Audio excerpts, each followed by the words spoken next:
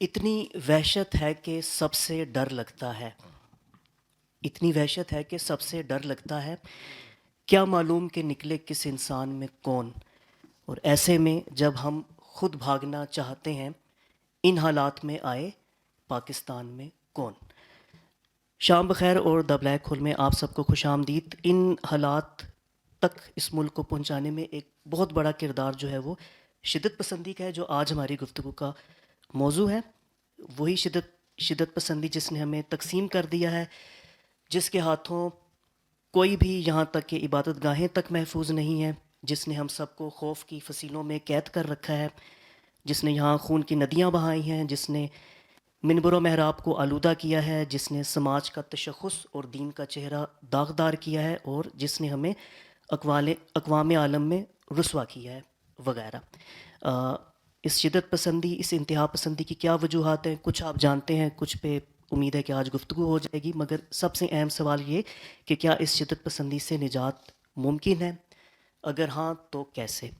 And we are very grateful to our guest speaker. میرے دائیں جانب تشریف فرما ہے مجاہد حسین صاحب. آپ صحافت سے وابستہ ہیں، خاص طور پہ انویسٹیگیٹو جرنلزم آپ کا میدان ہے.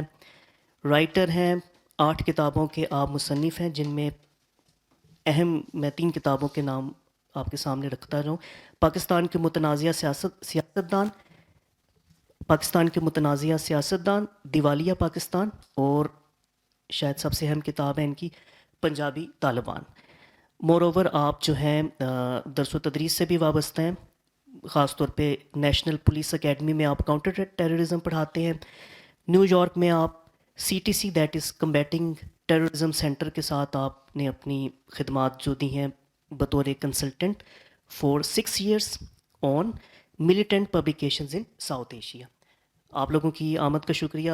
ایک آپ کو تو ہمیشہ تکلیف دیتا ہوں کہ اپنے سیل فونز جو ہیں وہ تھوڑی ہمت دکھا کے سائلنٹ موڈ میں آپ ٹرن کر لیں، so that there is know distraction. گفتگو کے بعد حسب روایت آپ کو پورا موقع ملے گا اپنے تاثرات، تبصرے یا سوال کے لیے. Just raise your hand first when the house is open for Q&A، اور پھر ویٹ کیجیے گا. یہ مائکروفون آپ کو جب دے دیا جائے تو آپ اپنا سوال رکھیے گا. And I think that's it. Now please welcome our guest speaker Mujahid Hussain. Thank you.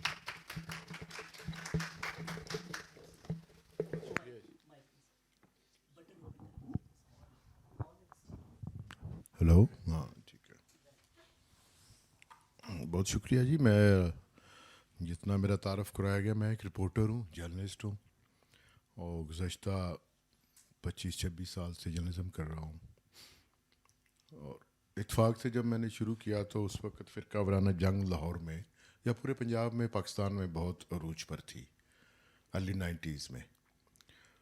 تو ابھی ہمارے 4-5 دن پہلے ہمارے ایڈیٹر کا انتقال ہوا ہے. آپ جانتے ہوں کہ خالد احمد صاحب. نجم سیٹھی نے ایک اردو میگزین شروع کیا تھا آج کل کے نام سے، ہفتہ روز آج کل، اور اس کا جو پیشانی پہ سلوگن تھا وہ تھا جرأت تحقیق کا آئینہ دار ہفتہ روزہ. تو ہم جس قسم کی چیزیں لکھتے تھے تو انتظار حسین کہا کرتے تھے جرأت تشکیک کا آئینہ دار ہفتہ روزہ. بہرحال مجھے یاد ہے کہ پہلی مرتبہ میں نے اس میں فرقہ واریت پر اور اس ساری صورتحال جو اس وقت جاری تھی 10 قسطوں پر ایک آرٹ لکھا، ایک سلسلہ بار کچھ لکھنا شروع کیا. تو ایک شام کو فیروز سنز ساتھ ہی آپ نے دیکھا ہوگا چیئرنگ کلاس پر. ایک میں یہ مثال اس لیے دے رہا ہوں تاکہ آپ اندازہ کر سکیں کہ ہم کس قسم کی صورتحال سے گزر کر یہاں پہنچے ہیں. تو فیروز سنز کے اوپر ایک کسی کا نجی آفس تھا، وہ تھے، ان کا نام میں لے سکتا ہوں بالکل، وہ تصدیق بھی شاید کی جا سکتی ہے، مولانا عبدالقدیر خاموش چودھری صاحب جانتے ہوں گے. یس. ان کا الزام تھا کہ وہ جو علامہ احسان اللہ ظہیر کا جو ایشو ہوا تھا اس میں شاید وہ بھی کسی طرح سے انوالو تھے، لیکن وہ ثابت ہوا یا نہیں. تو ان کے دفتر سے مجھے بلایا گیا کہ صبح ناشتے پر آنا ہے. میں ناشتے پہ چلا گیا. صبح کا وقت تھا اور 4 کرسیاں تھیں، ایک پر میں بیٹھ گیا، 3 خالی تھیں. سامنے ایک اور صاحب آ کے بیٹھ گئے، 2 اشخاص میرے دائیں بائیں بیٹھ گئے. تو جب تعارف کرایا گیا تو تعارف یہ تھا کہ یہ ریاض بصرہ ہے اور یہ ملک اسحاق ہے. آپ اندازہ کر سکتے ہیں میرے ناشتے کا کیا عالم ہوا ہوگا یا میرے ساتھ کیا ہوا. لیکن میں چونکہ ایک کمزور آدمی ہوں, ایک جرنلسٹ ہوں, اور میں کسی کے ساتھ لڑ تو سکتا نہیں. میرا کام تو معلومات دینا ہے, اور ان کا, اور ایسی معلومات جس کی میں تصدیق کر سکوں اور جن کو میں کل کو اگر ان کو چیلنج کیا جائے تو میں اس کے سامنے کھڑا ہو سکوں یا میرے پاس کوئی شواہد ہوں. یہی میں آج بھی کرتا ہوں, اور اس میں لان تان زیادہ ہے. ایک تو میرے نام کی شاید وجہ بھی تھی مجاہد حسین, ایسے لگتا ہے جیسے ابھی امام بارگاہ سے آ رہا ہے, لیکن اس کی وجہ شاید یہ ہے کہ میرا جو جہاں میں پیدا ہوا ہوں بالکل ہندوستان کی بارڈر کے اوپر ایک گاؤں ہے, اور 65 کے بعد جو پیدا ہونے والے اکثر بچوں کے نام مجاہد تھے. میری کلاس میں ہم 5-6 مجاہد ہوا کرتے تھے. یہ کہنے کا مطلب یہ ہے کہ جس قسم کی صورتحال سے میں گزر کر آیا ہوں, جیسا میں نے دیکھا ہے, مجھے اپنے ملک کی مذہبی جماعتیں اچھی لگتی ہیں. فرقہ وارانہ جماعتیں جو ہیں, اگر وہ فرقہ واریت نہ کریں, ایک فرقہ وارانہ جو ایک ڈائیورسٹی ہے اس پر ایک جاندار گفتگو کریں یا مکالمہ کریں, تو یہ کوئی بری بات نہیں ہے. لیکن مسئلہ یہ ہے کہ ہمارے ہاں زیادہ یہ ہوا ہے کہ گفتگو شروع ہونے سے پہلے بات تکفیر پہ پہنچ جاتی ہے, اور تکفیر کے بعد جو ہے وہ جو اگلا مرحلہ ہے وہ سب لوگ جانتے ہیں. تو کہنے کا مطلب یہ ہے کہ آج دنیا میں ایک چیز جو سمجھنے کی ضرورت ہے وہ یہ ہے کہ جو بین الاقوامی قانون ہے وہ اتنا زیادہ لچکدار ہے کہ آج ریاستیں اپنی سرحدوں کے اندر ٹوٹ جاتی ہیں, اور ان کی سرحد 1 انچ بھی نہیں شاید ہل پاتی. مثالیں ہمارے سامنے ہیں, افغانستان ہے, عراق ہے, لیبیا ہے, شام ہے. خدا نہ کرے ایسی صورتحال کسی اور ملک کے ساتھ ہو, لیکن جس قسم کی کیفیت میں ہم بیٹھے ہیں یا جو اس وقت نوعیت ہے جس قسم کی, اس میں یہ بعید نہیں ہے کہ ہمیں ایک بڑی جنگ سے یا بڑی تگ و دو سے یا گزرنا پڑے. اور اس کی وجہ کیا ہے آپ سب جانتے ہیں. میں اگر ایکیڈیمکلی بات کرنا چاہوں گا تو وہ بہت طویل ہے اور بحث طلب بھی ہے. میں چاہوں گا کہ میں جو 4-5 سال میں جو نقشہ بنا ہے, جو اس وقت صورتحال ہے, یا میں اپنی کوتاہ نظری کے پیش نظر جو دیکھ سکتا ہوں آگے کیا ہونے والا ہے یا کیا ہوگا اگر ان حالات پر قابو نہ پایا گیا, میں اس پہ بات کرنا چاہوں گا. اور ظاہر ہے اس گفتگو کے بعد آپ کے سوالات کا میں کوشش کروں گا جواب دینے کی. تو ایک صحافی کے طور پر, ایک رپورٹر کے طور پر میں یہ بہت آسانی کے ساتھ کہہ سکتا ہوں کہ آج سے 25-30 سال پہلے میں ان تمام مذاہب اور مسالک کے نام لیواؤں کو میکسیمم جانتا ہوں جو آج ناقابل رسائی ہیں, جن کے پاس بے تحاشا دولت ہے, جن کے پاس بہت سارے جنگجو ہیں, اور وہ ان 25-30 سالوں میں بہت سارے اہم مارکوں میں شامل رہے ہیں. وہ مارکے کشمیر میں ہو رہے ہوں, افغانستان میں ہو رہے ہوں, ملک کے اندر ہو رہے ہوں, یا کوشش کر کے تو لوگ برما بھی پہنچے ہیں, چیچنیا تک. اگر آپ چوری صاحب بیٹھے ہوئے ہیں, ان کا بین الاقوامی مطالعہ بہت وسیع ہے معاملات کا, تو چیچنیا میں بھی ایک بریگیڈ بنا تھا جس کا نام 7th بریگیڈ تھا, جو ارلی 90s میں بنایا گیا تھا, اور اس میں بھی ہمارے اہل وطن کچھ شامل تھے جو وہاں جہاد کرنے گئے تھے. وہ تو چیچنیا کے حوالے سے ہے, میں بوزنیا کی بات کر رہا ہوں, سوری بوزنیا, یہ جی ہاں. تو اس وقت جو صورتحال ہے وہ اس پہ چونکہ ہم نے بحث کرنی ہے, اور دیکھنا یہ ہے کہ کیا اس معاملے سے یا اس جو افریت ہمیں چمٹ چکا ہے اس سے نجات ممکن ہے, اور اگر ہے تو وہ کیسے ہے. یقینی طور پر یہ ایک بہت مشکل جو ہے وہ صورتحال ہے, اور اس میں پیشین گوئی کرنا ممکن نہیں ہے.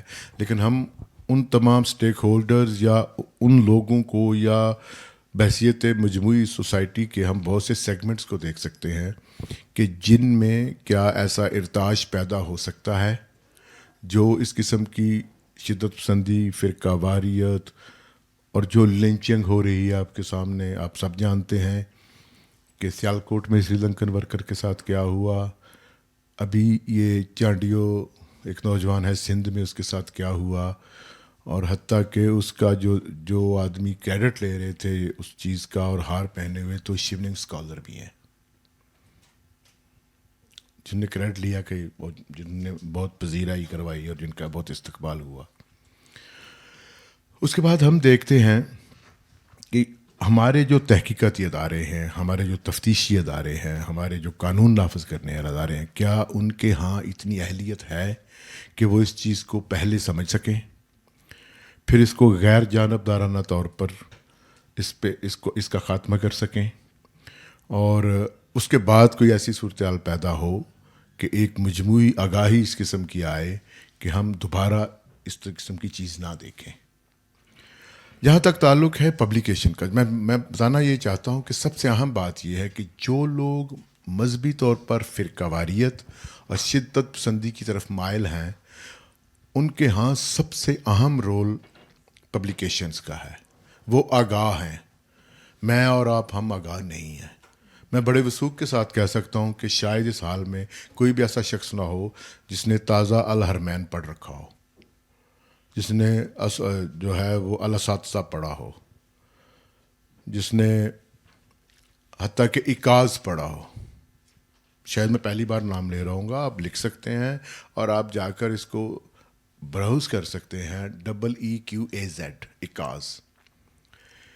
یہ ایک ایسا ویب سائٹ ہے اور ایک ایسا ادارہ ہے جو گارڈن ٹاؤن لاہور میں ہے، اور اس ادارے نے جو یہ پبلیکیشن، میں اس کا نام بھی نہیں مشکل ہوگا یا وضاحت بتا سکوں اس میں کیا کچھ ہو رہا ہے. پھر میں آپ کو بتاؤں گا وہ کتنے اہم شخص سے وابستہ آدمی ہے جس کا یہ ادارہ ہے، تاکہ پھر آپ سمجھ پائیں گے کہ کیا اس میں آنکھیں بند کرنے والا کوئی عنصر ہے یا کیا ہے، لا علمی ہے، کیا ہے. تو اکاز، جس کا مطلب سیدھا راستہ یا ایک بات ہے، اس نے سب سے اہم پبلیکیشن اس کی تھی، اس کا نام تھا شہید ملت. 100 آرٹیکلز ہیں اسامہ بن لادن پر، شہید ملت کے نام سے. وہ آپ ویب سائٹ پہ جا کے پڑھ سکتے ہیں. اس کے علاوہ ہے کہ پاکستان میں انقلاب کیسے آئے گا، رافضیت کا خاتمہ کیسے ممکن ہے، قادیانیت کا خاتمہ کیسے ممکن ہے، یہ جمہوری جو ٹونے ٹوٹکے ہیں ان کا علاج کیسے کیا جا سکتا ہے، اور جمہوریت کیا چیز ہے، اس کا کتنا تعلق ہے ایک افریت کے ساتھ، اور یہ کتنا خوفناک قسم کا ایک جو ہے وہ بہت سی ٹانگوں والا کیڑا ہے جو ریاست کو، عوام کو اور مفادات کو اور اعتقادات کو کھا جاتا ہے، اس قسم کی. تو جو سب سے اہم بات ہے، حالانکہ ہم جب پڑھتے ہیں یا ہمیں جب بتایا جاتا ہے، میں جو کہ منسلک ہوں تھوڑا سا، بعض اوقات میں گورنمنٹ کے کچھ اداروں میں بھی جاتا ہوں، ان کے ساتھ بات چیت کرتا ہوں یا کہیں پر مجھے پڑھانا پڑتا ہے تھوڑا، تو مجھے اندازہ ہوتا رہتا ہے کہ ہمارے وہ لوگ جو ذمہ داری کے ساتھ اس پیشے میں لگائے گئے ہیں اس کام کے لیے، ان کی استعداد کتنی ہے. تو جب میں نے سوال کیا کہ یہ کسی نے دیکھا نہیں، حالانکہ جس شخص میں سوال کر رہا تھا وہ نیکٹا میں ایک بہت بڑے عہدے پر تھا، اور اس کا کام ہی تھا کاؤنٹر بیانیہ بنانا. جب کو اس کو اصل بیانیے کا پتہ نہیں ہے، وہ کاؤنٹر بیانیہ کیا بنائے گا. تو اس کو تلاش کرنا شروع ہوا، انہوں نے کسی کو نہیں پتہ چلا. جب میں نے اس کا نام پڑھا، حامد کمال الدین، جو اس کا مالک ہے، تو ایک دم سے میری یادداشت نے اسٹرائک بیک کیا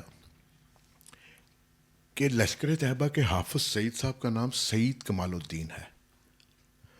جب میں نے ان کے سارے پیپرز دیکھے تو پتہ چلا کہ یہ حافظ سعید کے چھوٹے بھائی ہیں، جو حامد کمال الدین ہیں، جو اکاز کو چلا رہے ہیں.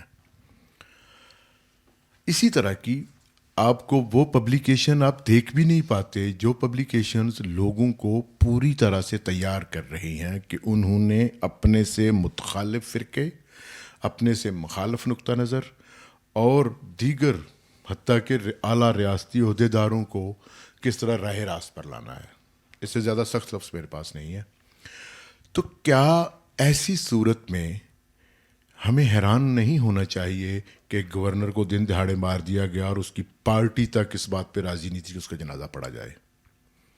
آج بھی پیپلز پارٹی نے کبھی گورنر جو مارا گیا تھا اسلام آباد میں، اس کے حوالے سے کوئی ریفرنس کبھی نہیں کیا، تذکرہ بھی نہیں کیا کبھی. شاید ان کا ذکر کرنا بھی مناسب نہیں سمجھا میڈیا پر کہیں پر. روزانہ پیپلز پارٹی کے، میں خود میڈیا سے ہوں، 10 سے 15 لوگ آ کر ہر قسم کی گفتگو فرماتے ہیں، یہ نہیں کہہ سکتے. اس کے بعد سب سے حیران کن بات یہ ہے کہ یہ جتنے بھی قتل ہوئے ہیں جو لنچنگ ہوئی ہے اور خاص طور بلیسفیمی کے الزامات کے تحت، ان میں سے مجھے ایک کوئی واقعہ بتا دے کہ جس میں ملزمان کو کسی نچلی سطح کی عدالت نے کبھی معاف کیا ہو. وہ کر ہی نہیں سکتے، یہ تصور ہی نہیں ہے.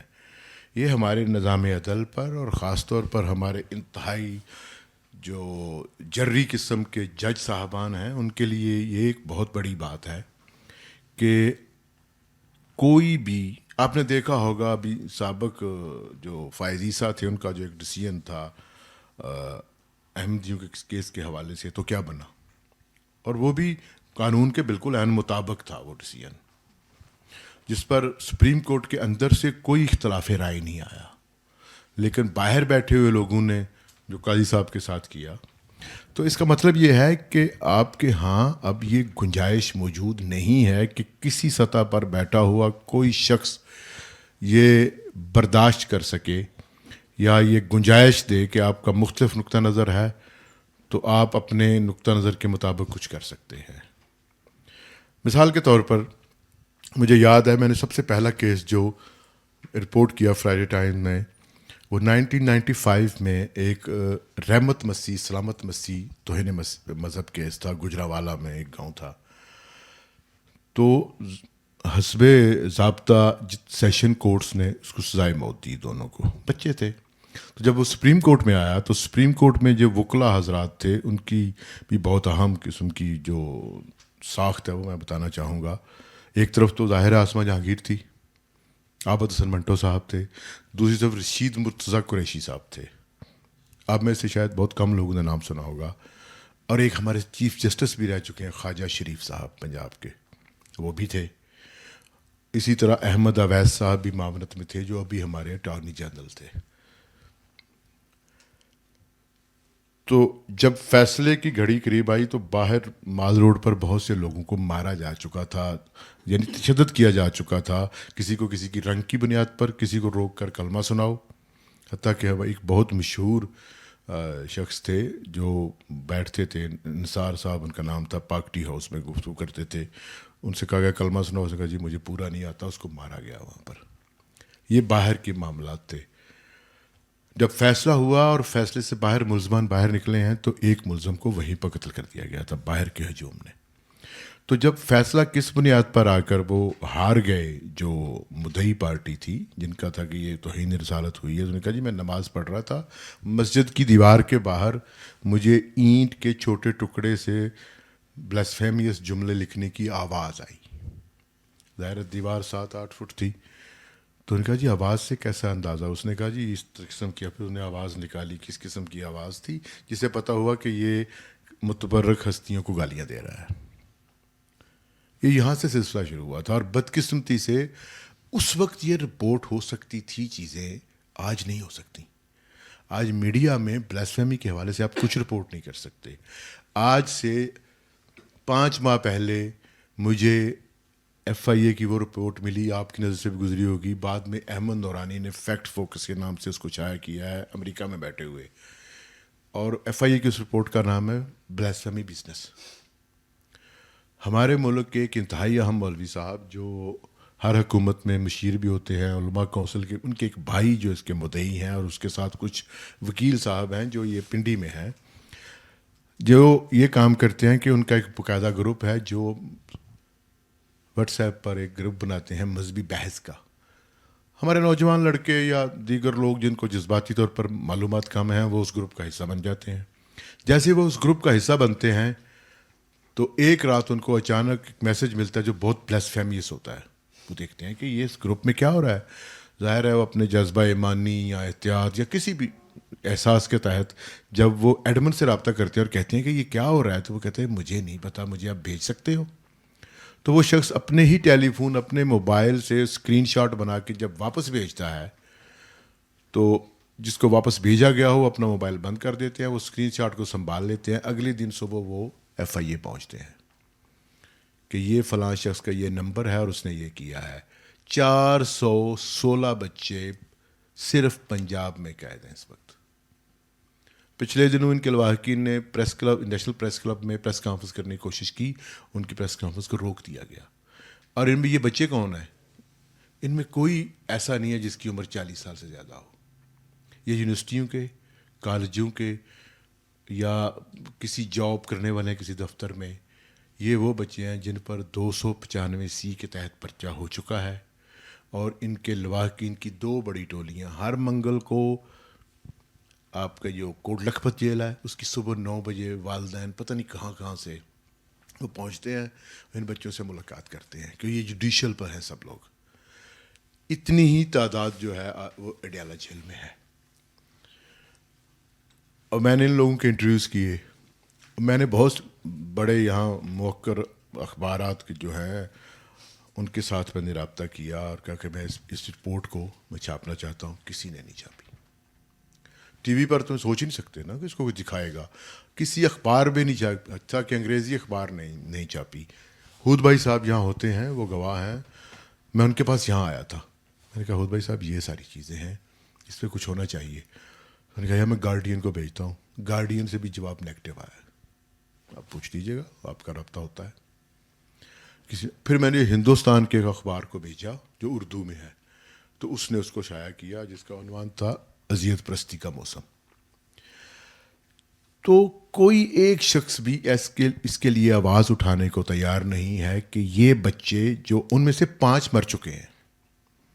ایک لڑکی ہے نوجوان، میں چاہیں تو میں ان کی تفصیلات آپ کو دے دوں گا، اور 4 لڑکے ہیں جو مر چکے ہیں. ایک بیمار ہو کے مرا ہے، 4 پر مبینہ طور پر ٹارچر کیا گیا ہے. اور جیل کے اندر وہ اتنے سہمے ہیں، کبھی آپ کو موقع ملے آپ جا کر ان کے لواحقین سے ملیں. ان سے ملنا تو اور صورتحال ہوگی، ان کے لواحقین سے ملنے کہ وہ کتنے ڈرے ہوئے ہیں. ابھی انہوں نے ایک گروپ بنایا ہے what's app per 295C victims of 295C. آپ دیکھ سکتے ہیں کہ میں آپ کو لکھ دوں گا. کوئی ان پر بات کرنے کو تیار نہیں ہے. یہ 400 450 جو بچے ہیں، کیا ان کی تعداد کوئی حیثیت نہیں رکھتی؟ اس لیے نہیں رکھتی کہ ہمارے ہاں ایک تو وہ ادارے جنہوں نے، اور اس میں سب سے بڑی بات ہے اس میں FII کے بھی کچھ اہلکار مبینہ طور پر ملوث ہے. پھر اس کے ساتھ ایک بزنس بھی چلتا ہے ہمارے ہاں، چونکہ بزنس بھی ہے اور بلیسفیمی بزنس اس لیے اس کو رکھا گیا اس رپورٹ کا نام کہ کچھ اہلکار ایسے ہیں جو FIR درج کرنے سے پہلے جو ملزم ہے اس سے رابطہ کرتے ہیں اس کے لواحقین سے کہ یہ آپ کا بچہ جا رہا ہے، یہ اس کو یہ ہوگا، پیسے 4 دے دو. کچھ ایسے پیسے دے کے بھی بچے ہیں. تو یہ ایک بزنس ہے جو چل رہا ہے ہمارے ملک میں چل رہا ہے. آج بھی میں یہاں موجود ہوں اور میں ثابت کر سکتا ہوں کہ کتنی جیل میں کتنے لوگ ہیں. کوئی پہ بات کرنا نہیں چاہتا. اس کی وجہ کیا ہے؟ اس کی وجہ وہ لٹریچر ہے جو لٹریچر ان لوگوں نے پڑھا ہے جو اس سے وابستہ ہے. آپ لوگ نہیں پڑھ سکتے، نہ آپ کے پاس ٹائم ہے نہ. اور حیران کن بات یہ ہے کہ ہمارے اساتذہ بھی نہیں پڑھتے. میں نیشنل پولیس اکیڈمی میں کئی مرتبہ جاتا ہوں. CSS کر کے آئے لوگ ہوتے ہیں جن کے بارے میں عام گمان کیا جاتا ہے بہت پڑھے لکھے ہیں. وہاں یہ بتانا پڑتا ہے کہ سواد اعظم کیا ہے، فقہ جعفری والے کون ہیں، دیوبندی حضرات کے کتنے گروپ ہیں، کون سے گروپ لڑنے مرنے والے ہیں، کن کا نقطہ نظر کیا ہے، نہیں پتہ ہے. پڑھا ہی نہیں جاتا.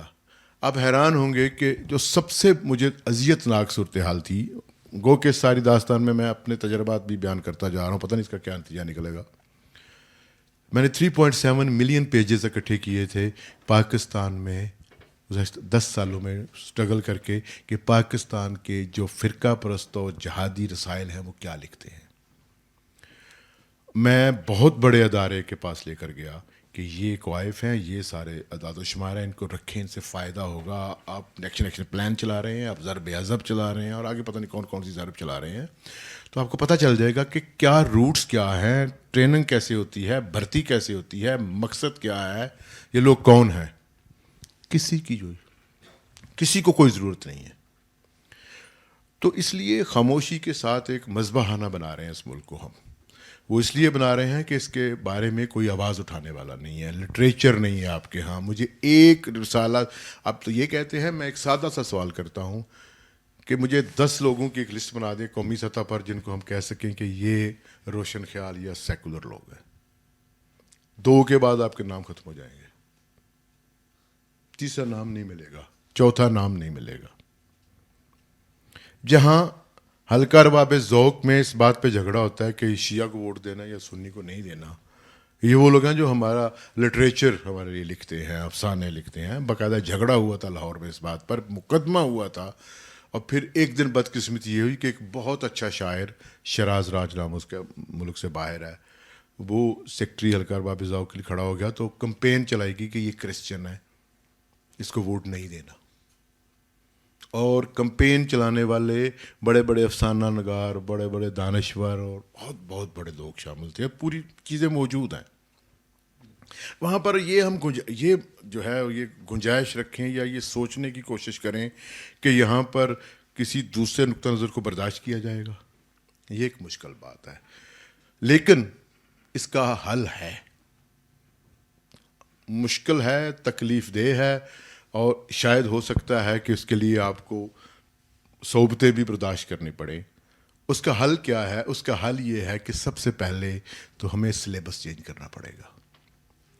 ہمیں بتانا پڑے گا کہ بہت سارے فاتحین جو برصغیر میں آئے وہ مذہب کے پھیلاؤ کے لیے نہیں آئے تھے، کوئی فرق نہیں پڑتا اس سے. ہمیں بتانا پڑے گا کہ ہمارے ہاں جو قانون سازی کی گئی ہے وہ قانون سازی کسی جمہوری تقاضے کے مطابق نہیں ہوئی. ہمیں بتانا پڑے گا کہ ہمارے ملک میں بہت سارے معروف ترین جو بڑے نام ہیں جن میں فخر ایشیا تک شامل تھے، انہوں نے اپنی ذاتی اور اپنی پارٹی کے ذاتی فائدے کے لیے بعض کمیونٹیز کو ٹارگٹ کیا اور ان کو کافر تک کہا گیا. یہ بتانا پڑے گا. پھر کوئی نہیں بتانا چاہتا.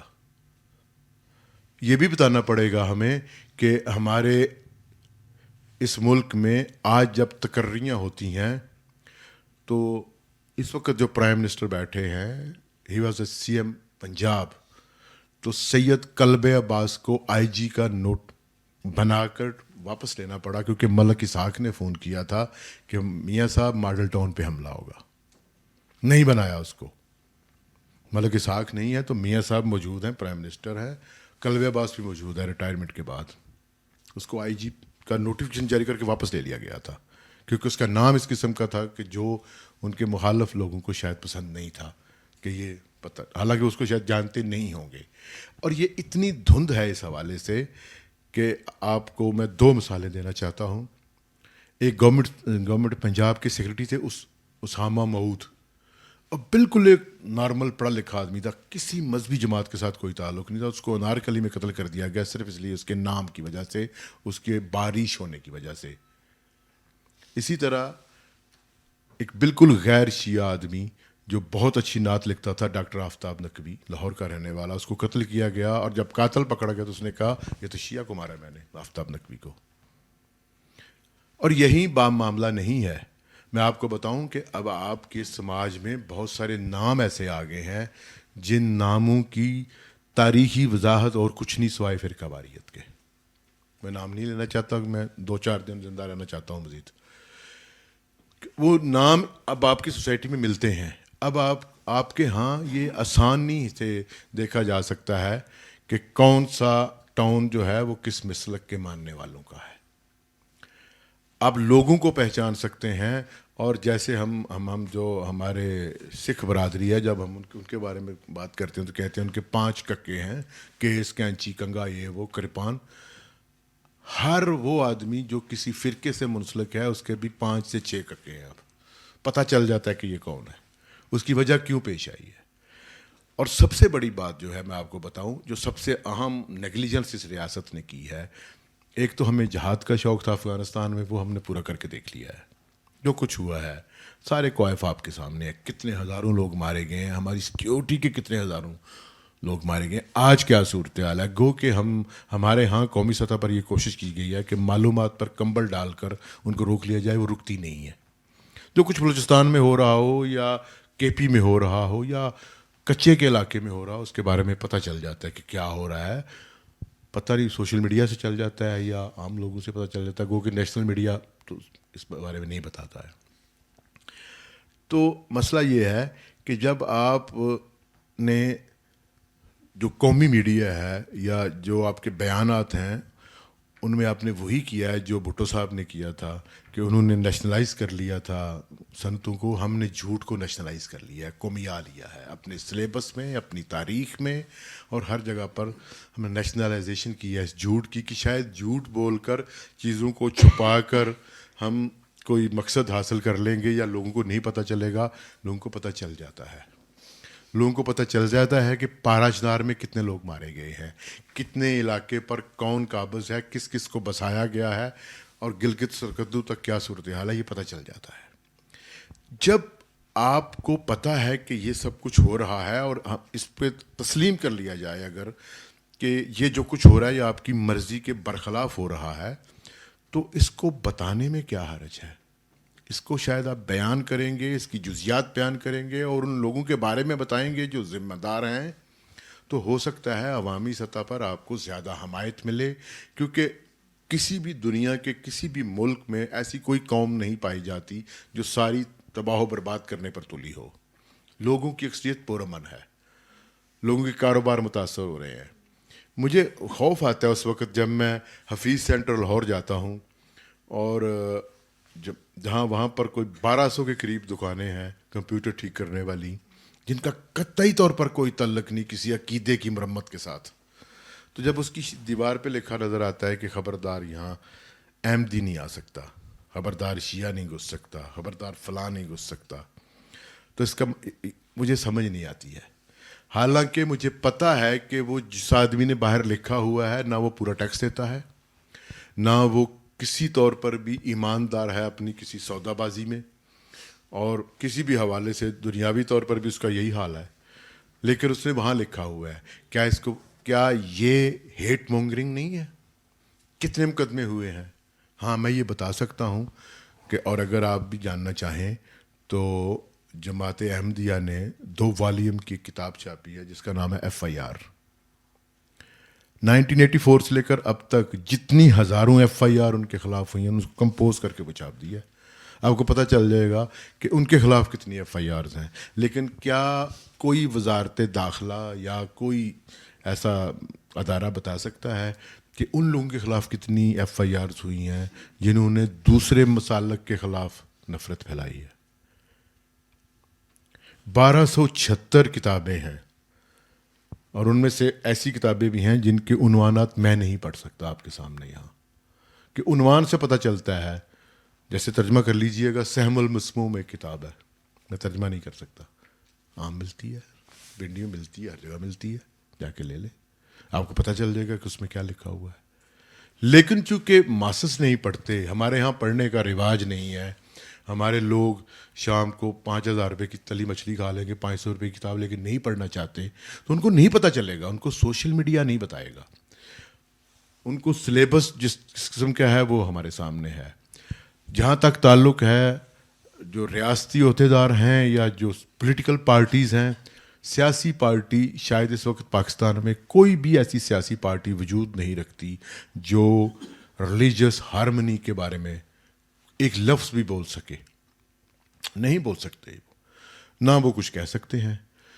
جب یہ صورتحال ہو کہ یہاں پر آپ کے بالکل قریب میں اسی سیکٹر پر آپ کا وفاقی وزیر سلامت بھٹی مرڈر ہوا تھا کچھ سال پہلے، آپ کو یاد ہوگا G11 میں یہ واقعہ ہوا تھا. تو جب اس کے گارڈز نے واپس فائرنگ کرنے والوں پر، تو ایک حملہ آور زخمی ہو گیا. حملہ آوروں نے اٹھایا اور اس کو 12 کوہ میں لے گئے.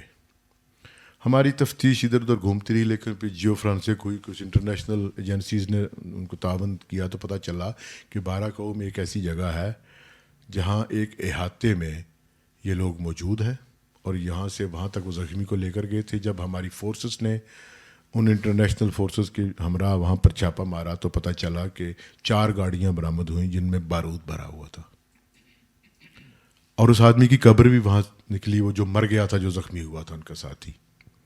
یہاں تک تو ٹھیک ہے. جب اس کو آگے لے کر آئے تو پتہ چلا کہ یہ سب کچھ یہاں 6 مہینے سے ہو رہا تھا، اور اسی گھر میں ایک ایسا شخص رہائش پذیر تھا جو اس وقت اسلام آباد کا SP آپریشنز تھا، اور اس کا بھائی اس میں ملوث تھا. یہ بتانا یقینی طور پر ہو سکتا ہے بھائی کو نہ پتا ہو، القاعدہ نے اس کو نہ پتہ لگنے دیا ہو. لیکن یہ چیزیں ان پہ بحث ہونی چاہیے, ان پہ بات ہونی چاہیے. ایک آدمی جو کوئی فیس بک پہ کچھ لکھ دے گا تو ہو سکتا ہے اس کو جا کر اٹھا لیا جائے کہاں سے, چیچا وطنی سے, اور مار مار کے ایف آئی اس کا برکس نکال دے. لیکن کیا ایسی چیزوں پر کچھ ہم کبھی ہوا ہے؟ کبھی ہم نے سوچا ہے کہ یہ اسلام آباد میں جو ہے وہ جلال الدین حقانی کا بیٹا کیوں قتل ہوتا ہے؟ اس کا بیٹا یہاں قتل ہوا تھا. کبھی ہم نے سوچا ہے کہ ہمارے بہت بڑے بڑے وزراء کے یہاں پر بہت بڑی بڑی کالونیاں ہیں, ان کے قرب و جوار میں 2,500-3,000 ہزار کنال کے رقبے جو ہیں وہ بے نامی کیوں ہیں؟ ان میں رات کو جو فائرنگ ہوتی ہے کبھی وہ جا کے دیکھ لیں. کبھی موقع ملے آپ کو تو سملی ڈیم روڈ پر جا کر سری چوک ہے اور پتہ نہیں کس طرح سے چوک ہے, وہاں جا کے دیکھ لیں وہ کیا ہے. تو مسئلہ یہ ہے کہ یہ خرابی کی جو لیول ہے وہ اتنا بڑا ہے اور اتنا زیادہ ہے کہ اس کو کنٹرول کرنے کے لیے جو ہمارے ادارے ہیں, ایک تو ان کو اسٹرینتھن کرنے کی ضرورت ہے, ان کی مدد کرنے کی ضرورت ہے, اور ان کو اکوپ کرنے کی ضرورت ہے. اور پھر سب سے اہم بات یہ ہے, میں یہ نہیں کہتا خدا نخواستہ کہ یہ سب کچھ ہمارے قومی ادارے کروا رہے ہیں, میں یہ کہتا ہوں یہ ہمارے قومی اداروں کی نیگلیجنس ہے. ان کے ہاں اگر ایک کسی دفتر میں 10 بندے جو ہیں ان کے گھر, ایک آئی جی کے گھر پر یا ایک ڈی آئی جی کے گھر پر اگر 15 ملازمین ہیں تو وہ ملازمین اس کام کے لیے استعمال ہونے چاہیے. 10 گاڑیاں ہیں تو وہ گاڑیاں یہاں استعمال, یہاں زیادہ ضرورت ہے, وسائل کی یہاں ضرورت ہے, تحقیق پر ضرورت ہے. مثال کے طور پر آپ سب جانتے ہیں نیکٹا ہمارا بہت بڑا ادارہ ہے, بڑا بجٹ رکھا گیا اس کا, اور بہت ہی قابل قسم کے افسر وہاں لگائے جاتے ہیں. آپ میں سے کسی نے اس کا کاؤنٹر نیریٹو دیکھا آج تک؟ اور اس کاؤنٹر نیریٹو کے لیے بجٹ بھی مختص ہو چکا ہے, لگ بھی چکا ہے. مجھے بتا دیں, آپ نے پڑھا ہو کہ نیکٹا کا صرف ایک کام ہے اب کہ وہ ایک تھریٹ جاری کرتا ہے جو ایک کرائم رپورٹر بھی جاری کر سکتا ہے. ہاں اس میں کچھ کام ہوا ہے, ماننا پڑے گا, وہ ہمارے ان اداروں نے کیا ہے جن کا بظاہر یہ کام نہیں تھا, لائک آئی بی. بہت سارے آپریشن ہم دیکھتے ہیں کہ اس کے پیچھے وہ ادارہ ہے اور انہوں نے تحقیق کی ہے, اور خاص طور پر خیبر پختونخوا میں, اور یہ آپ کا جو ریجن ہے سارا, بہت سے لوگ پکڑے گئے ہیں. ٹھیک ہے, لیکن پرابلم یہ ہے کہ اس ساری مشق کا کیا اس سوسائٹی پر کوئی فرق ہوا ہے؟ کیا بہتری کے چانسز ہیں کہیں پر؟ وہ نہیں ہے. وہ اس لیے نہیں ہے کہ یہ ترجیح رہی نہیں ہے. جب تک آپ کی ترجیح نہیں تھی کچھ نہیں ہوا. جب اب آپ ترجیح بنانا چاہیں گے تو شاید مشکل ہوگا, کیونکہ اب آپ کے ہاں پولیٹیکل جو مظاہرے ہیں وہ بھی متشدد ہو چکے ہیں, ان میں بھی تشدد نمایاں ہو رہا ہے. پھر سوشل میڈیا نے جس طرح کیا ہے, میں حیران کون تھا, شاید آپ جانتے ہوں پچھلے دنوں ہم کچھ کام کر رہے تھے, بلکہ میں نے مشل بکس کے ساتھ بہت عرصہ ہو گیا ہے ایک پروجیکٹ کیا تھا کہ ہمارے علماء کیا کہتے ہیں. کبھی آپ ویب سائٹ پہ جائیں تو شاید آپ کو مل جائے ان کی ویب سائٹ پر. تو ہم نے 2000 علماء کے خطبے ریکارڈ کیے پورے پنجاب میں پھر کر. پنجاب کا پروجیکٹ تھا, اور اس میں ہم نے زیادہ تر تمام مسالک جو یا مکاتب فکر ہیں ان کے علماء لیے. ایک بھی خطبے میں 2000 میں سے ایک بھی خطبہ ایسا نہیں تھا, وہ آج بھی خطبے پڑے ہوئے ہیں آپ دیکھ سکتے ہیں, جس میں یہ کہا گیا ہو کہ آپ دوسرے مختلف نقطہ نظر کے مسلمان کو برداشت کر لیں. اس موضوع پر ایک بھی ایسا خطبہ نہیں ہے. ان خطبوں کی اگر ہم درجہ بندی کریں تو سب سے زیادہ ویسٹ کے بارے میں تھے, یہود کیا کر رہے ہیں, اور مجھے نہیں پتا یہود کے بارے میں ہمارے علماء کتنا جانتے ہیں, اور یہ جو صلیبی ہیں انہوں نے کیا کچھ کیا ہے. اس کے بعد ہندو جو ہے اس نے کیا کیا ہے, اب یہاں کیا کر رہا ہے. پھر احمدی قادیانی جو ہیں وہ کیا کر رہے ہیں اس ملک میں, کرسچن کیا کر رہے ہیں. حتیٰ کہ بعض خطبے ایسے تھے کہ جو آگاہانیوں کے بارے میں تھے کہ وہ کیا کر رہے ہیں, اور خاص طور پر جو ہمارے یہ ناردرن ایریاز ہے وہاں کیا ہو رہا ہے. پھر کچھ خطبے ایسے تھے کہ فلاح کے نام پر جو ہسپتال بنائے جاتے ہیں یہ اس کے اندر اصل چیز کیا ہے, عقیدہ تبدیل کرنا ہے. ایک بھی ایسا خطبہ نہیں تھا جو مقامی حالات کے مطابق ہو. اور پھر سب سے اہم بات یہ ہے کہ جب آپ میڈیا کے نمائندوں کو یا میڈیا مالکان کو جب آپ ان کو فیسیلیٹیٹ کرتی ہیں حکومتیں، تو پھر شاید اس میں آسانی ہو جاتی ہے کہ وہ معلومات کو روک سکتے ہیں. مثال کے طور پر ایک دور میں ہم لکھتے تھے کہ یہ فلاں آرگنائزیشن ہے، اس کے لوگ ہیں. آج ہم میڈیا میں یہ بھی نہیں لکھ سکتے کہ خدا نخواستہ جب کوئی ایشو ہوتا ہے یا کوئی حملہ ہوتا ہے کہ خیبر پختونخوا میں یہ فلاں گروپ ہے، نہیں لکھ سکتے. ہم شدت پسندی کہیں گے. اب تو اور بھی، اب تو اس کو خوارج کے ساتھ جوڑ دیا گیا ہے، یہ خوارج ہے. ہم پتہ نہیں کتنے لوگ خارجیوں کو جانتے ہیں، یا کتنے لوگوں کو پتہ ہے کہ خارجی حضرات کے جو عقائد تھے یا جس قسم کی انہیں پولیٹیکل سوچ تھی وہ کتنی مماثل ہے آج بھی ہمارے بہت سارے لوگوں کے ساتھ. بہت سارے ہمارے ریکگنائزڈ اداروں کے جو بہت بڑے علماء ہیں ان کے ساتھ ان کا اور خوارج کا کتنا قریبی تعلق ہے، سیاسی طور پر، نظریاتی طور پر. لیکن چونکہ الفاظ چاہیے ہیں، جیسے دشمن کے بچوں کو پڑھانا ہے، یہ وہ ایسے کرنا ہے، اسی طرح یہ بھی لفظ استعمال کر لیا گیا ہے جانے بغیر.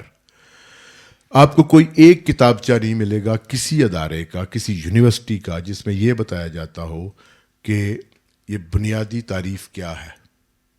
اول تو مکاتب فکر کی بنیادی تعریف کرنا غیر جانبداری کے ساتھ ویسے ہی ممکن نہیں رہا، اب نہیں کر سکتے.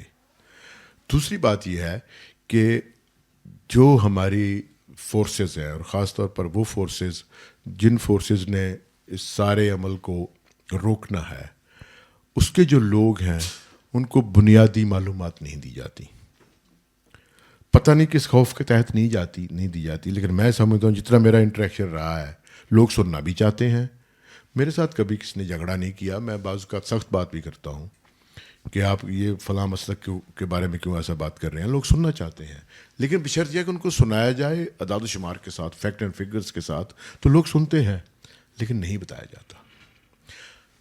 میں نہیں سمجھتا کہ گزشتہ 20 سال میں نیکٹا نے یا کسی ایسے ادارے نے یا کسی قانون نافذ کرنے والے ادارے نے اخبارات کے نیوز ایڈیٹرز، ٹی وی کے نیوز ایڈیٹرز، رپورٹرز کو بلا کر بریفنگ دی ہو، بتایا ہو کہ ہم ملک میں جاری اس فرقہ واریت اور یہ جو انتہا پسندی ہے، یہ جو طالبانائزیشن ہے، یا یہ جتنی وار اینڈ ٹیرر ہوئی ہے، اس کے بارے میں ہمارا یہ موقف ہے. ہم یہ چاہتے ہیں کہ آپ ہمارے ساتھ تعاون کریں اور آپ ہمیں بتائیں کہ ان موضوعات پر کیا کرنا ہے. کسی سطح پہ کوئی رابطہ نہیں ہے. اگر آپ ان کے فنڈز دیکھیں، اگر آپ ان کے دیگر چیزیں دیکھیں تو وہ بے تحاشا ہے. تو میں سمجھتا ہوں کہ اگر ہم نیکٹا یا کوئی اور ادارہ یا ہماری پارلیمنٹ کے ممبران، کتنے زبردست لوگ ہوتے ہیں وہاں پر، جب قانون سازی ہو رہی ہو یا کوئی عدم اعتماد ہو یا کچھ بھی ہو، اتنی لڑائی ہوتی ہے وہاں پر، اور بجٹ کے موقع پر اتنی کاپیاں پھٹتی ہیں، اتنی گالیاں دی جاتی ہیں، ڈنڈے مارے جاتے ہیں. ایک مجھے بتا دیں کسی ایک سیشن میں یہ کہا گیا ہو کہ ملک میں انتہا پسندی بڑھ رہی ہے، فرقہ واریت بڑھ رہی ہے، ہمارے سیکیورٹی فورسز پر حملے ہو رہے ہیں. وہ سیکیورٹی فورسز پر خدا نخواستہ کوئی بڑا حملہ ہو جائے تو اس کی مذمت کے لیے ہم ایک بند کمرہ سیشن بلا لیتے ہیں سب کو. وہ آتے ہیں، ٹی ڈی اے لیتے ہیں اور کہتے ہیں جی ہم خلاف ہیں. ایک بھی آدمی اس پہ گفتگو نہیں کر پاتا. اس صورتحال میں ہمیں بخوبی اندازہ ہوتا ہے کہ ہماری قومی ترجیح کیا ہے. آپ کو یاد ہوگا کہ پنجاب میں ہمارے سابق بڑے زبردست قسم کے وزیر اعلیٰ بنے جو پرویز لاہی صاحب، تو خصوصی قانون سازی کی گئی. مثلا میں نہیں سمجھتا کہ نکاح میں آپ کے مسلک کا تذکرہ ہونا چاہیے. جو نکاح کا فارم ہے وہ بنا ہے وہاں پر. اور کیا آپ نے یہ پڑھا ہے کہ یہ جو گزشتہ عید قربان گزری ہے کہ باقاعدہ ٹولیاں بنا کر جہلم، گجرات، ان ضلعوں میں لوگوں کو قربانی سے روکا گیا ہے، یہ کہہ کر کہ تو احمدی ہے، تو قربانی نہیں دے سکتا. ان کے جانور کھول کے لے آئے لوگ. کوئی رپورٹ نہیں ملے گی آپ کو کہیں پر، کیونکہ اس موضوع پر کوئی بات نہیں کرنا چاہتا. کتنی مساجد، اگر یہ نہ بھی گئے قانونی طور پر، چلو عبادت گاہیں کہہ لیتے ہیں، اتنا تو حق ہے نا ان کو عبادت گاہ کہنے کا، جہاں وہ جا کے اپنی عبادت کرتے ہیں. کتنی مسمار ہوئی ہیں، کتنے قبرستان مسمار ہوئے ہیں، سب کو پتہ ہے، کوئی نہیں چھاپنا چاہتا. میں آپ کو بتاؤں یہ جتنے بھی طاقتور ہیں، یہ فرقہ پرست گروپ یا یہ اس طرح کے لوگ، اگر ریاست ایکا کرتی ہے، اگر عوام ایک ہوتے ہیں، اگر آپ کا میڈیا ایک ہوتا ہے، اور یہ اجتماعی طور پر اس بات پر ایک کنسنسس ہوتا ہے کہ ہم نے ان موضوعات پر یہ موقف بنانا ہے، میں آپ کو لکھ کے دے سکتا ہوں یہ کچھ نہیں کر سکتے. لیکن یہ نہیں ہوگا. وہ اس لیے نہیں ہوگا، معلومات نہیں ہے، علم نہیں ہے، ترجیح نہیں ہے، ترجیحات ہی نہیں ہے، بالکل ہی نہیں ہے. اب اس سے کیا فرق پڑا ہے؟ اس سے کیا ہوا ہے؟ اس سے یہ ہوا ہے کہ اب آپ یہ کہنا مشکل ہو گیا کہ آپ کون سا جو ہے وہ آپریشن کر رہے ہیں. یہ کہنا مشکل ہوتا جا رہا ہے ڈیو ٹو پولیٹیکل سچویشن بھی، کہ دہشت گردوں کو، شدت پسندوں کو، فرقہ پرستوں کو، یا سماج میں جو تنگی لانا چاہتے ہیں ان کو روکنے کے لیے ہمارا ساتھ دیا جائے. نہ کوئی کہنے والا رہ گیا ہے، نہ کوئی دینا چاہتا ہے. آپ کے ہاں اس وقت بھی 82 پبلیکیشنز ہیں جن کو بظاہر بین کر دیا گیا ہے، جو چھپ رہی ہیں. جو بھی کوئی بڑے سے بڑا عہدیدار کہتا ہے نہیں چھپ رہی ہیں، میں اس کے ساتھ باقاعدہ یہ طے کرتا ہوں، میرے ساتھ چلے، میں لاہور اردو بازار سے نکال دیتا ہوں. ظاہر ہے وہ سٹالز پہ نہیں بک رہی ہیں جیسے پہلے بکتی تھیں، لیکن وہ وہاں پہ جا رہی ہیں جہاں ان کا استعمال ہونا چاہیے. ابھی میں ایک شخص کا انٹرویو کر رہا تھا جو پرنسپل سیکرٹری ہے کسی دور میں. اس نے کہا جی 599 مدارس کے بارے میں رپورٹ دی گئی تھی کہ یہاں پر ایکٹیو ٹیررزم کے لیے تربیت دی جاتی ہے، لفظی لحاظ پر بتایا جاتا ہے، پڑھایا جاتا ہے. یہاں گولی بارنے کی ٹریننگ نہیں ہوتی کیونکہ یہ شہروں میں ہے، مشکل ہے، لیکن بتایا جاتا ہے، جس میں جو ہے وہ تمام مسالک کے تھے. اور حیران کن بات یہ ہے کہ گروئنگ نمبر جو ہے وہ ہمارے بریلوی حضرات کا بھی ہو رہا ہے جب سے دھرنے کامیاب ہونا شروع ہوئے ہیں. یہ کیسے ممکن ہے کہ آپ نے پڑھ لیا ہوگا سپریم کورٹ کا فیصلہ اسی بیچارے فائز عیسیٰ نے جو دیا تھا، لیکن میں دیکھتا تھا اپنی آنکھوں سے کہ کتنے کتنے بڑے لوگوں کے ناموں کی گاڑیاں آ کر دیگیں بانٹ رہی ہیں. سب ہمارے سامنے ہوا ہے. آپ اس پہ نہ بولیں، آپ اس پہ خاموش ہو جائیں. لیکن میں آپ کو بتا دوں کہ جب آپ اس پہ خاموش ہو جائیں گے، جب آپ کچھ نہیں کرنا چاہیں گے، تو یقینی طور پر جہاں آپ خاموش ہو کر بیٹھے ہیں وہ جگہ خاموش نہیں رہے گی. وہاں آپ بھی مارے جا سکتے ہیں، وہاں آپ کے بچے مارے جا سکتے ہیں، وہاں اقلیتیں تو پہلے ہی نشانے پر ہیں، وہاں پر ہر قسم سیکیورٹی فورسز کے لوگ مارے جائیں گے، وہاں آگ جلائی جائے گی، وہاں قبضے ہوں گے. پھر سمجھ آ جائے گی سب کو. تو جب تک آپ اپنے اداروں کو، آپ قانون سازی کرنے والے لوگ جو بڑے بڑے قانون ساز ہیں، وہ ادارے جو اس ملک کی سیکیورٹی کے ذمہ دار ہیں، وہ ادارے جو قانون نافذ کرتے ہیں، طالب علموں کو، عوام کو مجھے بتا دیں. آپ سب لوگ یہاں بیٹھتے ہیں، بات کرتے ہیں، بہت اچھا لگتا ہے. کیا نجی سطح پر کوئی ایسی جگہ ہے جہاں آپ بیٹھ کر ان موضوعات پہ بات کر سکیں پورے ملک میں؟ جہاں 10 بندے بیٹھ جائیں اور کوئی یہ نہ پوچھے کہ تیرا مسلک کیا ہے، تیرا مکتبہ فکر کیا ہے، اور آپس میں موضوعات پہ بات کر سکے. وہ آپ کے پاس جگہ نہیں ہے. آپ کے پاس میوزک کے لیے جگہ نہیں رہی. آپ کے شہر میں بڑے پرانے سین میں ہوتے تھے، نیفٹک تھا اور پتہ نہیں میلوڈی ٹائپ تھا، وہ تو ختم ہو گئے. اب جو سین میں ہیں سلیکٹڈ پلیسز پر، وہاں ہم لوگ نہیں جاتے ہیں. مخصوص کمیونٹیز کے ہیں، آپ نے کسی سوسائٹی میں بنا لیا. آپ کے تھیٹر نہیں ہیں. لاہور میں ایک آل پاکستان میوزک کانفرنس ہوا کرتی تھی، اب ایک کمرے میں ہوتی ہے، پہلے باغ جناح میں تھی. اور بس کثر یہ رہ گیا کہ آپ کے ہولڈنگز پر ابھی جو لگی ہوئی خواتین کی فوٹو ہیں، ان کے منہ پہ کالا رنگ نہیں پھیرا جا رہا. جہاں بس چلتا ہے وہاں پھیر دیتے ہیں. آپ کدھر جائیں گے؟ کیا کرنا چاہتے ہیں آپ؟ آپ کے وہ لوگ جن کا میکسیمم، جو علماء کی کیٹیگری میں نہیں آتے تھے، ایک درمیانی ٹیئر ہوتا تھا، وہ لوگ آپ کی رسومات ادائیگی کرتے تھے. جنازہ پڑھا دیا، نکاح پڑھا دیا، ختم شریف پڑھا دیا، یہ سب کچھ کر لیا، اور اس کے وہ سوسائٹی میں ان کی عزت تھی. وہ ارب پتی ہے میکسیمم. آپ حیران ہوں گے کہ ہماری اہل تشیع برادری کا جو ایک ذاکر ہے وہ 40 منٹ کا یہاں 3 لاکھ روپے لینے والے لوگ بھی ہیں. اب یوٹیوب پہ جا کے دیکھ لیں. 4 لاکھ لینے والے, دن کی 3 مجالس پڑھنے والے. کبھی انہوں نے ٹیکس دیا ہے؟ ان سے کوئی ٹیکس لے سکتا ہے؟ I'm sorry. اور اگر آپ تھوڑا سا جائزہ لیں اور ان کے پرانے خطبات یا ان کی پرانی چیزیں دیکھیں جو کہ اویلیبل ہیں, یوٹیوب پر تک اویلیبل ہیں, ان کے جو پہلے موضوعات تھے وہ ایسے موضوعات تھے جن میں تھوڑی وضاحت ہوتی تھی یا مخالف سے تھوڑی برات ہوتی تھی. اب ان کے موضوعات مکمل طور پر متشددانہ ہے, فرقہ وارانہ ہے. وہ آپ قصائد سن لیں, آپ یہ سب کچھ سن لیں. دوسری طرف آپ چلے جائیں اور آپ دیکھیں جمعے خطبے میں کہا جاتا ہے, میکسیمم کیا کہا جاتا ہے. تو اس سے اس کا اندازہ یہ ہے کہ ہمارے ہاں جس طرح روکا جانا چاہیے تھا اس ساری صورتحال کو نہیں روکا جا سکا. اب اگر روکنے کی کوشش کی جائے تو کامیابی ممکن ہے, سفر لمبا ہے. اب آپ کی سیاسی نفرتیں اتنی خوفناک حد تک بڑھ گئی ہیں, آپ کے ہاں سماجی طور پر اتنی خلیج آ چکی ہے, اور معاشی طور پر ہمارے ہاں اکثریت جو ہے اس کے حالات اچھے نہیں ہیں.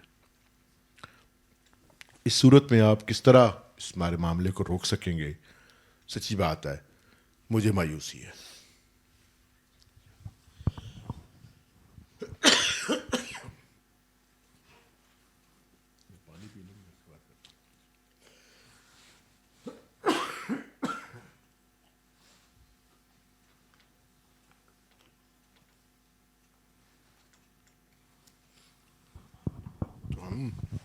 میں چاہتا ہوں کہ اگر آپ کچھ سوال کرنا چاہیں تو ہم اس بات کو اور آگے بڑھا سکتے ہیں.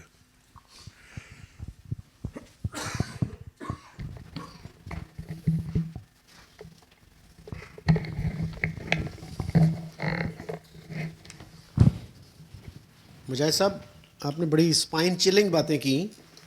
تو آئی ڈونٹ ریئلی نو کہ اس حد تک اتنی سیریس سچویشن آج بھی ہے, ورنہ امپریشن یہی ہے کہ جی وہ 20 سال پہلے تھا, اب صورتحال بالکل بدل گئی ہے وغیرہ وغیرہ. تو آپ کی جو مایوسی کی وجہ ہے, کیا پیپلز پارٹی کے لوگ کبھی کبھار کچھ بات کرتے ہیں, بلاول بھی ہندوؤں کو مبارکباد دے دیتا ہے, یہ الگ بات کہ مفتی صاحب کا پھر فتویٰ آتا ہے کہ جی کسی ہندو کو کسی نان مسلم کو آپ مبارکباد نہیں دے سکتے. اور دوسرا تھوڑی سی میں کریکشن کر دوں, وہ شہباز بھٹی تھے جو وزیر تھے نا, not Salamat Bhatti, Shahbaz Bhatti, and he was buried ان سمندری, ان کا تعلق ادھر سے تھا. تو کیا آپ کیا سجیسٹ کرتے ہیں کون سے لوگ ہیں جن کے ساتھ اگر آپ تھوڑا سا انٹریکشن کریں, جن کو کنونس کیا جا سکے, جن کو پرسویڈ کیا جا سکے کہ بھائی یہ بھی ایک امپورٹنٹ ایشو ہے؟ میں سمجھتا ہوں کہ جو ہمارے جن کو ہم ووٹ دیتے ہیں اور جو ہمارے یہاں پر ریکگنائزڈ نمائندے ہیں ان کے ساتھ یہ بات ہونی چاہیے, اپنے اپنے علاقے کی حد تک ہو. کیونکہ کچھ عرصہ پہلے تک مجھے یاد ہے جب ہمارے ہاں بلدیاتی نظام شروع ہوا, اور خاص طور پر 79 کے الیکشنز کے بعد جو بلدیاتی نمائندے تھے وہ غیر متشدد لوگ ہوا کرتے تھے. وہ تمام مسالک کے ساتھ بھی بات کرتے تھے اور ایک رواداری کا ماحول تھا. اب نہیں ہے. آپ نے پیپلز پارٹی کی بات کی, اچھا بالکل ٹھیک ہے, لیکن اگر آپ کوائف دیکھیں سندھ کے اندر جو فورسڈ کنورشن ہے ہندوؤں کی, اس میں پیپلز پارٹی کی ایک سٹنگ ایم این اے شامل تھے اسٹل. جی ہاں, سب کو پتہ ہے. اور جہاں تک مجھے یاد ہے اگر پیپلز پارٹی نے کسی اپنے انر سرکل میں اس ممبر قومی اسمبلی کی سرزنش کی ہو تو کی ہو سکتا ہے کی ہو, لیکن نیشنل لیول پہ کچھ نہیں. کوئی بلاول بھٹو صاحب کا کوئی بیان ایسا نہیں ہے جنہوں نے کہا کہ یہ شخص جو ہے اس کا پیپلز پارٹی سے کوئی تعلق نہیں, یا اس نے جو کیا ہے وہ غلط کیا ہے, اس کی کریکشن کرے یا معذرت کرے, ایسی کوئی بات نہیں ہے. I think he's still in People's Party. اور ایسی تو مجھے نہیں لگتا کہ کیا اگر دیکھا جائے تو سلمان تسیر کو آپ پیپلز پارٹی سے نکال سکتے ہیں؟ کیا پیپلز پارٹی اس کے بارے میں بات کی ہے؟ کوئی بات بھی نہیں کی ہے. وہ ایک مجموعی جو درستگی ہے یا سختی ہے اس کا حوالہ دیتے ہوئے آپ کہہ دیں ہمارے تو گورنر صاحب شہید ہو گئے تھے. ویسے لگتا ہے جیسے گورنر صاحب شہید نہیں ہوئے تھے, شہید ممتاز قادری ہوا ہے. جا کے مزار دیکھیں اس کا. ہمیں تو یہ بھی نہیں پتا کہ وہ بیچارے گورنر کو کہاں دفن کیا گیا, اور جس برے حالات میں اس کا جنازہ خان تلاش کیا گیا تھا وہ ہم سب جانتے ہیں کتنے مشکل سے. اب تو یہ کہہ رہے ہیں, میں پچھلے 2 ہفتے پہلے ہم ایک ڈاکومنٹری کر رہے تھے خیبر پختونخوا میں, اونلی پشاور میں 5 سال میں 155 ٹرانسجینڈرز کو مرڈر کیا گیا ہے. 155. تو میں ہم لوگوں سے مل رہے تھے, ہماری ٹیم جو ہے, تو جب ہم نے انٹرویو کرنے شروع کیے تو جو ان کی کمیونٹی لیڈر تھی, پریزیڈنٹ, اس نے کہا کہ اب ہمارا یہ ہے کہ ہمارے ٹرانسجینڈر کا جنازہ پڑھانے والا کوئی نہیں ملتا. اور ابھی ہم نے ایک جنازہ پڑھایا رات کو 2 بجے, ایک مولوی صاحب کو راضی کیا, 50,000 روپیہ دیا, پھر انہوں نے جنازہ پڑھایا. یہ آن ایئر کہہ رہی ہے. اور پچھلے مہینے مردان میں وہاں کا جو ایک جرگہ ہے جس کے کوئی بادشاہ صاحب سم تھنگ ان کا نام ہے, انہوں نے کہا ہے کہ 1 مہینے کے اندر ٹرانسجینڈر مردان چھوڑ دیں ورنہ مار دیں گے. کسی کی ضرورت نہیں ہے. میں پورے 2 ہفتے وہاں جو ہے وہ گھومتا رہا ہوں کہ مجھے, آپ حیران ہوں گے کہ ANP کے لوگوں نے مجھے اس موضوع پر اپنا موقف نہیں دیا. کین یو امیجن, میں ثابت کر سکتا ہوں, میرے پاس ریکارڈ پڑا ہوا ہے. مجھے افراسیاب خٹک صاحب نے کہا کہ میں نہیں بولوں گا اس موضوع پر. پاکستان انسانی حقوق کمیشن کے بہت بڑے عہدیدار رہے ہیں, بہت بڑی کنٹریبیوشن بھی ہے ان کا, نہیں دیا موقف. وہ کیوں نہیں دیا؟ کیا کہ وہ کوئی ٹرانسجینڈر کو برا سمجھتے ہیں؟ نہیں, وہ ان سے ڈرتے ہیں جو ٹرانسجینڈرز کے خلاف ہیں. انہیں پتہ ہے کہ یہ مارنا پڑ جائے. نہیں دیا. تو مجھے نہیں لگتا کہ کوئی ایسی پولیٹیکل پارٹی ہمارے پاس ہے جو اس شدت پسندی کے خلاف کوئی سٹانس لے گی. نہیں لے سکتے. پتہ نہیں کہ کس چیز سے خوفزدہ ہیں. مرنے کا تو پتہ نہیں, میں باہر نکل کے مر سکتا ہوں, یہاں حملہ ہو کے مر سکتا ہے, پھر کیا ہو گیا؟ جب مجھے یہ نہیں پتا کہ میں اگلا سانس آئے گا کہ نہیں آئے گا, تو پھر کن چیزوں سے ڈرنا کہ مجھے مولوی صاحب مار دیں گے؟ میں غلط بات نہیں کر رہا ہوں. میں اس بات پہ کنفرم ہوں کہ اسلام سلامتی اور امن کا مذہب ہے, لیکن معذرت کے ساتھ اسلام کے وکلا نہ امن پسند رہے ہیں اب ہمارے ہاں, نہ وہ امن چاہتے ہیں. یہ سب کے سامنے ہے, اس پہ کوئی بات نہیں کرتا ہے. کیا وجہ ہے کہ میں بہت عزت کرتا ہوں مولانا طارق جمیل صاحب کی, لیکن کیا ان کا کیا کنٹریبیوشن ہے؟ وہ سمجھتے ہیں کہ ریونیو بورڈ کیا ہوتا ہے, یا جو ٹیکسیشن ہے اس میں ہم نے کیا کرنا ہے؟ وہ آ کے بورڈ میں خطاب کرتے ہیں. آپ کیا کریں گے؟ کچھ نہیں کر سکتے. کیا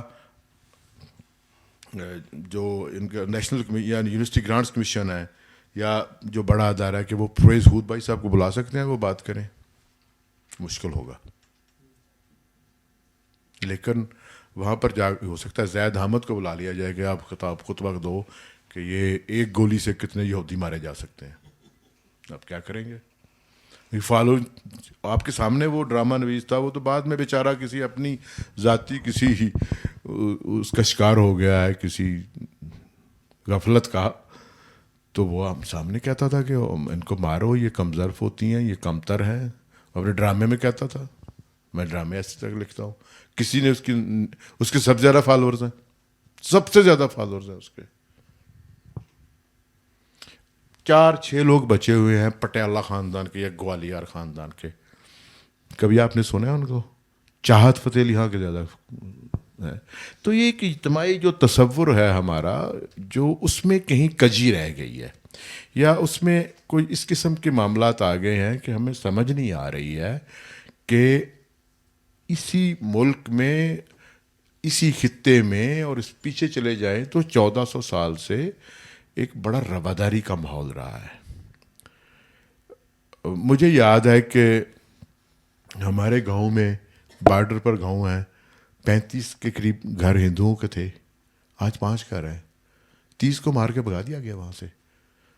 جی کنورٹ ہو, فلاں کرو فلاں, وہ بھاگ گئے ہیں. اور ہندوستان میں جا کر وہ رو رہے ہیں. میں آج بھی جانتا ہوں, میرے استاد تھے سنت رام ان کا نام ہے, ان کا کبھی کبھی خط آتا ہے, وہ کہتے ہیں ہم مر گئے ہیں, ہم نے کیوں فیصلہ کیا, ہم وہیں مر جاتے تو ہمیں دفن تو کوئی کر دیتا, یہاں آ کے تو ہمارا حالات شودروں سے بھی بدتر ہے, ہمیں جانتا ہی کوئی نہیں ہے. یہاں تو لوگ جانتے تھے، لیکن وہ یہاں بھاگنے پہ مجبور ہو گئے. وہ اس لیے کہ ان کا ساتھ دینے والا کوئی نہیں ہے. جب آپ نے ایک ایسی صورتحال بنا دی ہے کہ جو آپ سے مختلف نقطہ نظر کا ہے، اب تو سیاسی نقطہ نظر میں مختلف آدمی برداشت نہیں ہو رہا اس سوسائٹی میں، تو مذہبی طور پر کیسے برداشت ہوگا؟ اس پر کتنی کتابیں لکھی گئی ہیں؟ مجھے تو کچھ نظر نہیں آتا. اس پر کتنے مقالے لکھے گئے ہیں؟ کیا کسی یونیورسٹی نے اس کو سیمینار کرایا ہے؟ ہمارے ہاں ہر شہر میں ہر چوتھے دن ایک لٹریری فیسٹیول ہو رہا ہے. کیا کسی فیسٹیول میں اس موضوع پہ بات ہوتی ہے کہ ہمارے یہ شدت پسندی کیوں بڑھ گئی ہے؟ ہمارے لٹریچر میں کتنی شدت پسندی آ گئی ہے؟ وجہ کیا ہے؟ ہمارے میڈیا اتنا زیادہ جو ہے وہ گم کیوں ہو گیا ہے ان موضوعات پر؟ کبھی کوئی بات نہیں کرتا. آپ کے میوزک ختم ہو گیا ہے، آپ کے ہاں کلچر ختم ہوتا جا رہا ہے، آپ کے ہاں نام تبدیل ہونا شروع ہو گیا ہے، فرقہ واریت آنا شروع ہو گئی ہے، آپ کے ہاں جو تنظیمیں بن گئی ہیں، آپ کے ہاں جہاں کمزور اقلیتیں ہیں ان کا جو حال ہے وہ آپ دیکھیں. آپ کچھ بھی نہ دیکھیں، انسانی حقوق کمیشن کا منتھلی وہ رپورٹ اٹھا کے دیکھ لیں، اس پہ لکھا ہوتا ہے ایک ایک واقعے کے بارے میں لکھا ہوتا ہے. کوئی تحریک استحقاق کبھی آئی ہے اسمبلی میں؟ چلے وہاں پر ہم نے خانہ پوری کے لیے اقلیتوں کے نمائندے بھی رکھے ہوتے ہیں، ہر پارٹی میں ہیں. کوئی اقلیتوں کا نمائندہ اس قابل ہو کہ وہ بول سکے؟ وہ نہیں بولتا. اس کو پتہ ہے میں بولوں گا تو میری سیٹ ختم ہو جائے گی. یہ جو TADA ملتا ہے یہ نہیں ملے گا. تو اس صورت میں ہم اگر گفتگو کر رہے ہیں یہاں پر بیٹھ کر تو میں تو غنیمت سمجھتا ہوں، لیکن مشکل ہوتا جا رہا ہے. اور ان کو اس بات کا ادراک کرنا چاہیے کہ ایسی صورتحال میں ریاستیں نہیں بچتی ہیں، معاشرے نہیں بچتے ہیں. معاشرے سے ہی ریاست بنتی ہے. آپ جتنا مرضی جھوٹ بول لیں اس سے کیا ہوگا؟ سب کو پتہ ہے کہ 120 سے زیادہ لوگ مارے گئے ہیں بہت زیادہ خوفناک طریقے سے کرم میں. کتنے لوگوں کو بتایا گیا ہے کہ یہ جھگڑے کی وجہ کیا ہے؟ کتنے لوگوں کو بتایا گیا کہ کورم کا جھگڑا 84 میں شروع ہوا تھا کیونکہ یہ سب سے بہترین اور آسان تین راستہ تھا مجاہدین کو اسلحہ پہنچانے کے لیے. تو سب سے پہلا جو ضیاء الحق نے آپریشن کیا تھا وہ 84 میں کیا تھا. ٹینک چڑھائے گئے تھے پیواڑ پر جو سب سے بڑا قصبہ ہے. جسی قصبے کا ایک شخص بعد میں تحریک نواز فقہ جعفریہ کا قائد بنا، عارف حسینی، کون جانتا ہے. پھر جب وہ مرڈر اس کا ہوا 5 اگست 1988 کو پشاور کے ایک مدرسہ میں، تو کس پہ الزام لگا؟ کیوں؟ کیا وجہ تھی؟ جنرل فضل حق کون تھا؟ ضیاء الحق کے ساتھ کیا تعلق تھا؟ جب 17 اگست کو ضیاء الحق کے جہاز کا ایکسیڈنٹ ہوا ہے تو جو کتابیں سامنے آئیں ان میں کیا معلومات تھیں؟ کوئی نہیں جانتا ہے. کس پہ بات ہی کوئی نہیں کرنا چاہتا. اس پہ لوگ بات نہیں کرنا چاہتے کہ تحریک جعفریہ تحریک نفاذ فقہ جعفریہ کیوں بنی. اس لیے نہیں کرنا چاہتے کہ پتہ ہی نہیں، اس کے بارے میں بتایا نہیں جاتا، جانتے ہی نہیں ہے. خط قسمتی سے مجالس میں جائیں گے وہاں اور کی فرقہ واریت ہے، خطبے جائیں وہاں اور قسم کی فرقہ واریت ہے. کوئی یا پھر ایک ایسی جگہ مشترکہ ہے جہاں پر کچھ لوگ تخت پر لوگ اکٹھے ہو جاتے ہیں، وہ کچھ ہمارے 1 2 4 پروفیسرز ہیں جو پتہ نہیں کیا گفتگو کرتے ہیں. میری تو سمجھ نہیں آتی ہے کہ جن بچے دیتا ہے کیا انڈے دیتا ہے، اس سے کیا فرق پڑے گا ہماری سوسائٹی کو؟ کوئی یا حور کا قد جو ہے وہ 130 فٹ ہوگا، اس سے کیا؟ مجھے نہیں سمجھ آتی کہ اس سے ہمارے یہ مسائل حل ہو جائیں گے. کیا آج تک کسی نے فتویٰ دیا ہے کہ کسی دوسرے مسلک کے شخص کو بیگنا مارنا کفر ہے اور قتل ہے؟ کوئی ایک فتویٰ بھی نہیں ہے. ٹھیک ہے، جتنی دیر ہم جو ہے وہ چلا رہے ہیں یہ سارا کاروبار اور ہنسی خوشی رہ رہے ہیں، اچھی گاڑیوں میں گھوم رہے ہیں تو ٹھیک ہے. لیکن یہ سوسائٹی جس بم پہ ہم لے آئے ہیں یہ بم کسی دن پھٹے گا اور پھر آپ کے پاس مہلت نہیں ہوگی اس کو سنبھالنے کی. پھر وہی ہوگا جو عراق میں ہو چکا ہے کہ ہر پل پر ایک ناکہ ہوگا اور پوچھا جائے گا تو شیعہ ہے کہ سنی ہے، دیوبندی ہے وہابی ہے. اگر دیوبندی ہے تو مماتی ہے کہ حیاتی ہے، اگر بریلوی ہے تو کون سا ہے، اشرفی ہے یا فلانا ہے، شیعہ ہے مکسر ہے یا غالی ہے، یہ پوچھا جائے گا. پھر اس وقت سے ڈرے، اور اس وقت سے وہ لوگ ڈرے، یہ جو فیصلہ ساز ہیں یہ ڈرے اس وقت سے، کیونکہ انہوں نے نہ جانے میں اور جانتے ہوئے جو جرائم کیے ہیں اس ملک میں شدت پسندی کو بڑھانے کے لیے، فرقہ واریت کو بڑھانے کے لیے، ان کا پھل کاٹنا پڑے گا، اور ہم کاٹ بھی رہے ہیں. وہ الگ بات ہے، معلومات کم سامنے آتی ہیں، لیکن یہ دیکھیں نا، کیا یہ بہت بڑا ڈبیکل نہیں ہے؟ یہ کیا بہت بڑا خوفناک صورتحال نہیں ہے کہ پارا چنار کا رہنے والا جو پاکستانی ہے اس کو اپنے ملک جانے کے لیے افغانستان کے ذریعے سے جانا پڑے؟ کیوں؟ کیا اس کا جواب کسی نے پارلیمنٹ میں دیا ہے؟ آپ سیاسی مخالف کو پچھاڑ دیتے ہیں، ہم ادھر سے حملہ کریں گے جس سے تمہیں پتہ نہیں چلے گا. تو اس کا تو بتائے نا یہ کیا ہو رہا ہے. تو میں سمجھتا ہوں کہ اب بھی موقع ہے ہمارے دانشوروں کے پاس، ہمارے جرنلسٹوں کے پاس، ہماری جو آرگنائزیشنز ہیں، ہمارے جو بولنے والے لوگ ہیں، ہمارے پارلیمنٹیرینز ہیں، ہمارے علماء بہت سارے ایسے ہیں جو اس موضوع پہ بات کرنا چاہتے ہیں، جن کا کلیئر ہیڈڈ ہے، جو سمجھتے ہیں کہ کس طرح عمل لایا جا سکتا ہے ایک ریاست میں. وہ ان کو بولنا چاہیے، ان کے لیے پلیٹ فارم مہیا کریں.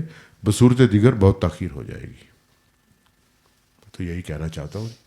السلام علیکم sir. Sir my name is Sajawal, I am a student at Air University Islamabad. تو میرا کویشچن ریلیجیس جو لٹریچر ہے کنٹمپرری اور ٹریڈیشنل، اس کے اوپر سوال ہے کہ جو ٹریڈیشنل لٹریچر ہے ریلیجیس، اس میں ہمارے پاس کیا کوئی اس طرح کی سینٹیمنٹس یا اس طرح کی کوئی لٹریچر کے اندر باتیں ہیں جو کہ کوز کر سکتی ہیں ایکسٹریمزم؟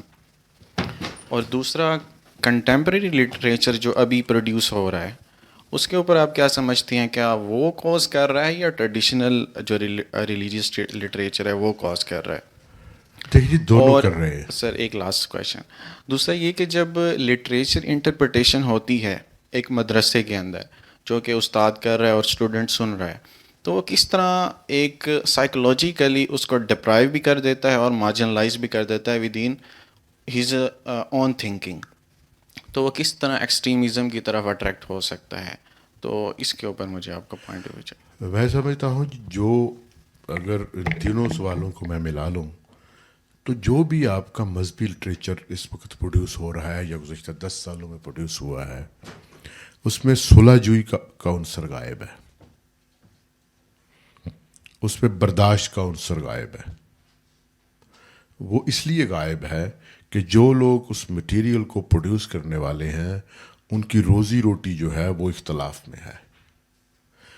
جب آپ ایک قدرتی بعض چیزیں ایسی ہیں جن کو بہت باریکی سے ایڈریس کرنا چاہیے. ایک تو بنیادی طور پر نظریہ جو ہے اس کو اپنے زندہ رہنے کے لیے ایک دشمن کی ضرورت ہوتی ہے. اس وقت تک کوئی نظریہ پہ نہیں سکتا جب دشمن موجود نہ ہو. اگر آپ نے القاعدہ کے بارے میں پڑھا ہے تو ان کا یہ نقطہ نظر تھا کہ عدو القریب عدو البعید، کہ قریب کا دشمن کون ہے، اس کی ساتھ اسٹریٹجی کیا ہے، اور جو دور کا دشمن ہے اس کے ساتھ اسٹریٹجی کیا ہے.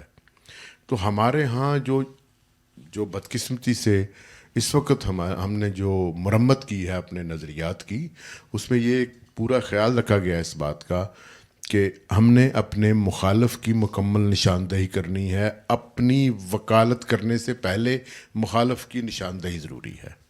اور جب آپ مخالف کی نشاندہی کریں گے تو میں اس میں ایک شاید آپ نے پڑھ رکھا ہو یا نہیں، تو مرحوم خالد احمد صاحب کی ایک ٹرمینالوجی ہے، پہلے بھی موجود تھی لیکن انہوں نے اس پہ زیادہ لکھا، اس کا نام ہے کذب مقدس. ایسا جھوٹ جو آپ کو فائدہ پہنچائے. اور یہ ہمیشہ جب بھی آپ کسی اپنے فالورز کو یا لوگوں کو دوسرے کے بارے میں بتا رہے ہوں تو آپ اس میں اتنا مبالغہ کریں گے کہ، اور اس کی وجہ یہ ہوگی مبالغہ کرنے کی کہ تاکہ لوگ اس کی طرف نہ جائیں. اس کو کذب مقدس کہتے ہیں. اور بدقسمتی سے اس کا سب سے پہلا استعمال شاہ ولی اللہ صاحب نے کیا تھا. اب عین العینین پڑھ لیں یا ان کے جو اگلی کتاب آئی ان کے خانوادے سے رد روافظ، اس کو پڑھ لیں، اس میں سے چیزیں ملتی ہیں. اور یہ بڑی عام ہیں، اب عام ہیں. یہ جو کذب مقدس کی چھوٹی چھوٹی مثالیں دینا چاہوں گا. مثال کے طور پر سب سے جو بڑی مثال ہے کذب مقدس کی، آپ سب نے سنی ہوگی. ہم اسی سوسائٹی کے لوگ ہیں، ہم شیعہ بھی ہیں، ہم سنی بھی ہیں، سب ایک ہی سوسائٹی کے لوگ ہیں، کہ شام غریبہ میں اہل تشیع حضرات کیا کرتے ہیں؟ یہ قصب مقدس ہے، وہ بالکل کچھ ایسا نہیں کرتے، اور سب لوگ جانتے بھی ہیں، ہم جاتے بھی ہیں وہاں پر، اب تو ٹی وی پہ بھی آتی ہیں. کچھ ایسا نہیں ہوتا جو غیر شرعی ہو یا خدا نخواستہ کوئی جرم ہو رہا ہو، لیکن لوگوں کو چونکہ وہاں جانے سے روکنا ہے تو اس قصب مقدس کی ضرورت ہے. یہ کی ہے ہمارے مذہبی لٹریچر میں، جو جدید مذہبی لٹریچر ہے اس میں قصب مقدس ایک کی ہے کہ آپ نے مخالف کے نظریات کے بارے میں، مخالف کے تصورات کے بارے میں، مخالف کے تہواروں کے بارے میں، مخالف کے رسوم و رواج کے بارے میں اس قسم کی گفتگو کرنی ہے، تاکہ آپ کے قریب آنے والے لوگ یا آپ کو سننے والے لوگوں کے دل میں یہ بدگمانی پیدا ہو جائے کہ ہم نے وہاں نہیں جانا اور ان سے نفرت کرنی ہے. بہت سے ایسے لوگ پکڑے گئے ہیں، وار آن ٹیرر میں ایسے لوگ پکڑے گئے ہیں کہ جب ان سے پوچھا گیا کہ یار یہ فلاں کو آپ نے کیوں مارا، اس نے کہا جی یہ فلاں مسلک کا تھا. جی آپ کو کیسے پتہ ہے؟ مجھے کسی نے بتایا تھا. کیا آپ فلاں مسلک کے بارے میں جانتے ہو؟ نہیں، میں نہیں جانتا، لیکن چونکہ وہ تھا میں نے مار دیا. تو یہ اس کا استعمال ہے، اور اسی کو مد نظر رکھتے ہوئے ہمارے بہت سارے ریکگنائز جو مسالک ہیں یہاں پر، ان کے جو مکاتب فکر ہیں، ان کی پبلیکیشنز ہیں، وہ عام مل جاتی ہے.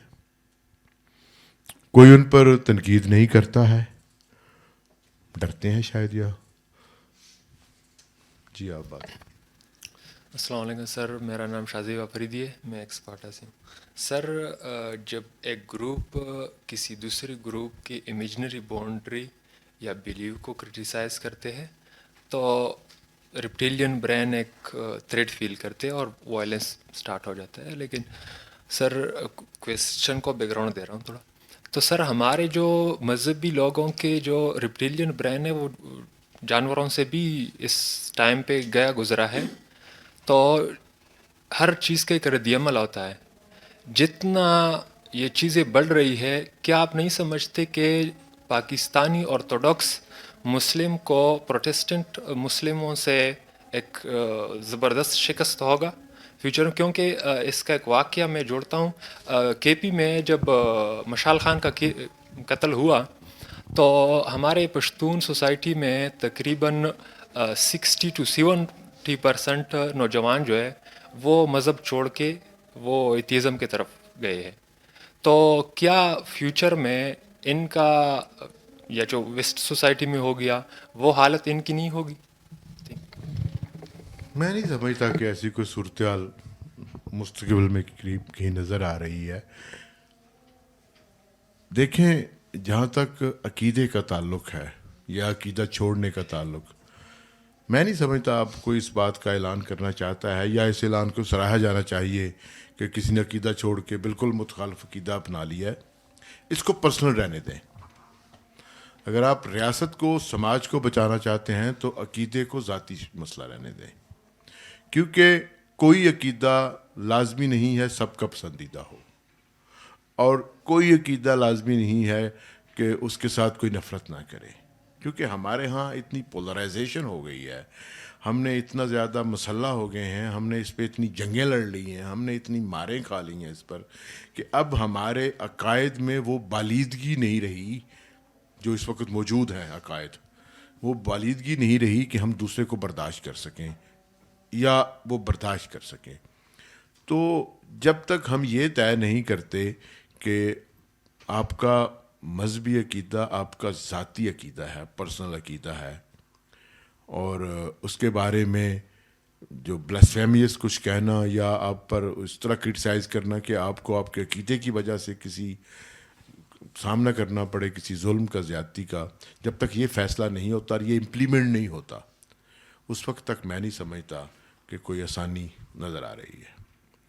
جہاں تک تعلق ہے مشال خان کے واقعے کا، وہ آپ نے دیکھا، ہم نے بھی اس کو دیکھا ہے، اور جتنا وہ خوفناک واقعہ تھا تو اس کا کیا نتیجہ نکلا ہے آپ کے سامنے ہے. میں نہیں سمجھتا کہ مولانا یوسف زئی نے کوئی مذہب کی گستاخی کی ہے کہیں پر. اس نے ایک انتہا پسند جو سوچ تھی یا جو فیکٹر تھا اس کے خلاف ایک مزاحمت کرنے کی کوشش کی تھی. لیکن کتنے لوگ ہیں جو مولانا یوسف زئی کو اچھی مسلمان سمجھتے ہیں یا نارمل مسلمان بھی سمجھتے ہیں؟ بہت کم ہے. تو مسئلہ یہ نہیں رہا اب کہ ہم نے کسی کو کیا سمجھنا ہے، مسئلہ یہ رہا ہے کہ ہم کیا دوسرے کو گنجائش دے سکتے ہیں.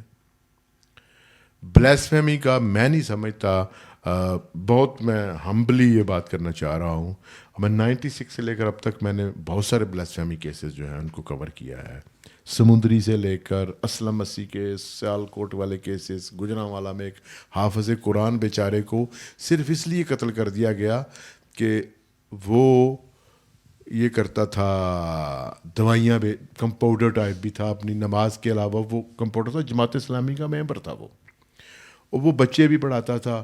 تو کسی شخص نے یا کسی خاتون نے اس سے اس کو کوئی رنجش تھی، تو اس کے ہاتھ سے کوئی اس طرح پیپر پکڑا ہوا تھا جو کوئی عربی کا تھا یا یہ نو باڈی نوز، وہ نیچے گر گیا. تو عورت نے کہا ہائے اس نے قرآن جلا دیا. اب وہ کمپاؤڈر تھا، جب ساتھ والی مسجد میں اعلان ہوا تو اعلان کرنے والا مدرسے کا پڑھ کے آیا تھا، درس نظامی پڑھا ہوا تھا، اس کو الفاظ بھی آتے تھے. اس نے کہا ایک عطائی نے، عطائی کہتے ہیں کمپاؤڈر کو جو اصل ڈاکٹر نہیں ہے یا ڈاکٹر بنا ہوا ہے، ایک عطائی نے نعوذ باللہ قرآن جلا دیا. تو سننے والوں نے سمجھا کہ ایک عیسائی نے قرآن جلا دیا. تو جب تک یہ واضح ہوتا کہ یہ جو بندہ ہے یہ عیسائی نہیں عطائی ہے، اس کو قتل کر کے اس کی لاش کو پولیس کی کسٹڈی سے چھڑا کر اس کو زندہ، پھر اس کو قتل کر کے ایک 125 موٹر سائیکل کے پیچھے اس کو لاش کو باندھ کر پورا گجرانوالا گھمایا جا چکا تھا. 96 کا واقعہ ہے آپ کے سامنے.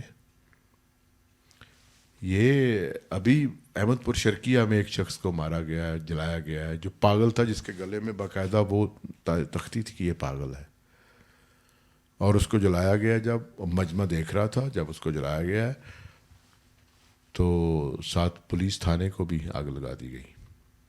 پولیس تھانے سے متصل دو پولیس ملازمین کی رہائشیں تھیں. ایک پولیس ملازم ایسا تھا جس کی 2 بیٹیوں کی شادی بالکل قریب تھی، تو اس نے اپنی بیٹیوں کے لیے جو جہیز جمع کیا ہوا تو اس میں قرآن پاک کے نسخے بھی تھے. ایک پاگل جو خدا نخواستہ اگر توہین کر بھی دے تو شریعت اس کو معاف کر دیتی ہے کہ وہ مخبوط الحواس ہے. اس کو سزا دینے کے لیے عقل مند، جذباتی اور عقیدہ مند ہجوم نے جو کچھ کیا اس میں وہ تو پاگل نہیں تھے، تو اس میں حقیقی طور پر قرآن پاک کی بے حرمتی ہوئی، جل گئے قرآن. یہ آپ کہاں لے جائیں گے اس بات کو؟ کس طرف لے جانا چاہتے ہیں؟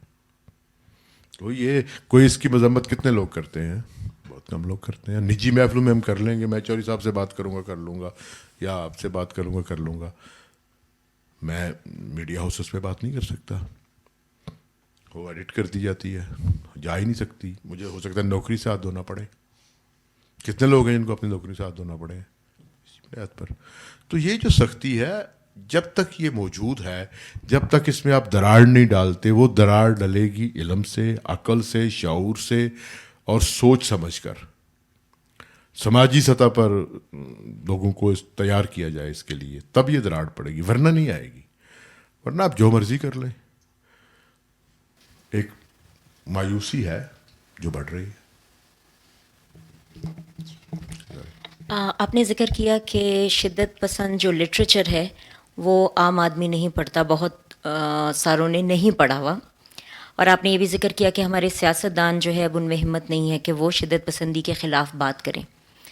کہیں ایسا تو نہیں کہ جو لٹریچر ہے وہ ہمارے سیاستدان ہی پڑھ رہے ہیں اور اس کو مان رہے ہیں؟ اس میں بھی آپ کے نہیں، ہمارے سیاستدان پڑھتے ہی نہیں، ہمارے پروفیسر نہیں پڑھتے ہیں، سیاستدان کیا پڑھیں گے؟ شاید بدقسمتی یہ ہے کہ ہمارے 90% سے زیادہ جو ہمارے تعلیمی ادارے ہیں ان میں پروفیسر حضرات کا ریفریشر کورس نہیں ہے.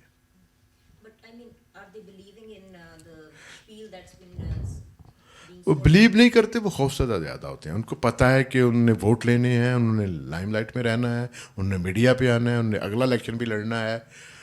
وہ اس کو زیادہ اہمیت دیتے ہیں بنسبت اس کی کہ وہ اس لٹریچر کو پڑھ کر اور اس کے نقصانات کے بارے میں جان کر اس کے بارے میں بات کرنے کی کوشش کریں. کبھی نہیں کریں گے. کوئی ایک بندہ بھی نہیں کرتا ہے. اپنے ذاتی نظریات میں بہت سارے ایسے سیاستدانوں کو جانتا ہوں جو بہت ہی متحمل مزاج بھی ہیں، روشن خیال بھی ہیں، سیکولر بھی ہیں کسی حد تک. آئیں نا بات کریں کسی فورم پر, نہیں کر سکتے وہ. جب وہ فورسز جن کے بارے میں جانا جاتا ہے کہ یہ ریاست کی سالمیت کو, سماج کو اور ہر چیز کو جو ہے وہ نقصان پہنچا رہی ہیں, عدم برداشت پھیلا رہی ہیں, ان فورسز کے لوگ کہیں پر بھی کھڑے ہو کر کہیں پر بھی کوئی بھی بات کر سکتے ہیں, میڈیا پہ بات کر سکتے ہیں, اپنے چینلز بنائے ہوئے ہیں یوٹیوب پر, انہوں نے سب کچھ کیا ہوا ہے. آپ کیوں نہیں کرتے ہیں؟ آپ بھی تو بات کریں. خوف کس چیز کا ہے؟ یہی خوف ہے کو مار دیں گے. تو کوئی بات نہیں, کتنے لوگوں کو ماریں گے؟ آپ نکلو, آپ تو زیادہ ہو. اور اس میں تو کوئی شک ہی نہیں ہے کہ آج بھی پاکستان کی اکثریت آبادی جو ہے وہ متحمل مزاج ہے. خدا نخواستہ اگر سارے لوگ جو آج کل جس طرح کی مسئلے کی صورتحال ہوتی جا رہی ہے, اگر سارے لوگ اس پر بلیو کرنے والے ہوں اور سارے لوگ اس کے مطابق چلنے والے ہوں تو پھر تو شاید ہر جگہ پہ لاشیں پڑی ہوں. اب بھی ہمارے پاس اکثریت پرامن لوگوں کی ہے جو چاہتے ہیں پرامن ہو. ان کو اس طرف لانے والا کوئی نہیں ہے, ان کو کوئی آواز دینے والا نہیں ہے, ان کو بتانے والا نہیں ہے, ان کا ساتھ دینے والا کوئی نہیں ہے. 4 خواتین جو ہیں وہ بیٹھ کر کسی موم بتیاں جلا لیں تو لوگ کہتے ہیں موم بتی مافیا. وہ بیچاری کمزور سی ہیں, کیا کریں گی وہ؟ آپ ان کو مار سکتے ہیں. اب آپ نے دیکھا نہیں وہ جس بیچاری نے اپنے قمیض پہن لی جس پر حلوہ لکھا ہوا تو اس کے ساتھ کیا ہوا؟ وہ تو کوئی اس کی قسمت اچھی تھی, وہ بچ گئی ہے, ورنہ اس کے پرخے اڑاتے لوگ. تو یہ کیوں ہوا ہے؟ یہ ایسی سوسائٹی نہیں تھی. اس سوسائٹی میں ڈاکٹر عبدالسلام کا نام لینا گناہ ہے. وائے؟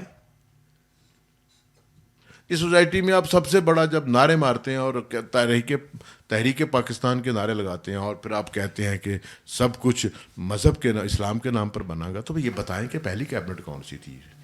کیا وزیر قانون مسلمان تھا؟ اور آپ کے قانون 74 کی قانون سازی کے مطابق کیا وزیر خارجہ مسلمان تھا؟ کیا سپہ سالار فوج کا مسلمان تھا اس وقت؟ کیا جس نے قومی ترانہ لکھا تھا وہ مسلمان تھا؟ جگن ناتھ جو تھے, کوئی ان پہ بات کرتا ہے؟ کوئی بھی نہیں کرتا. تو میں آخری بات کرنا چاہتا ہوں, دیر نہ ہو جائے. یہ مجھے سچی طرح سے پوری طرح سے نہیں پتہ اور اس پہ بحث کرنا مشکل بھی ہے کہ یہ ملک اسلام کے نام پر بنا تھا, لیکن میں آپ کو بتا دوں خدا نخواستہ اس ملک کو مذہب کے نام پر خطرہ پیدا ہو چکا ہے اور اس کو کوئی روکنے والا نہیں ہے. Thank you very much.